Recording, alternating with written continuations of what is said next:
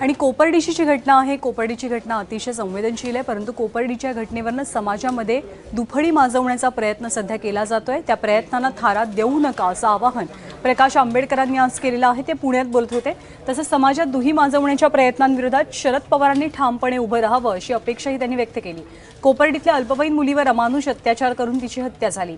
त्यानंतर आज आंबेडकर कोपर्डीतल्या पीडित कुटुंबाला भेटण्यासाठी निघाले होते, मात्र पोलिसांनी त्यांना 149 कलमांतर्गत नोटीस बजावत नगरकडे जाण्यास मज्जाव केला।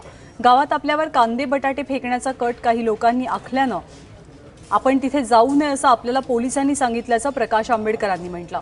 मात्र वातावरणातला तणाव निवळल्यानंतर आपण पुन्हा कोपर्डीला जाऊ असं त्यांनी जाहीर केलंय। अर्ध्या रस्त्यात गेल्यानंतर मला असा पोलिसांचा मेसेज आला की आम्ही तुमच्या विरोधात 149 कलम वापरलेला आहे आणि त्या गावामध्ये जाण्यापासून आपल्याला असा मज्जाव करण्यात आलेला आहे।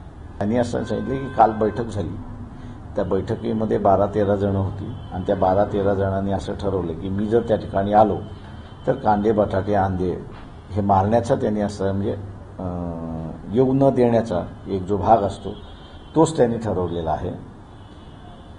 आणि त्यांचं जसं म्हणणं होतं की भाई हा फोकस जो आहे तो बदलेल, आम्हाला असं वाटतं की तो फोकस बदलू नये।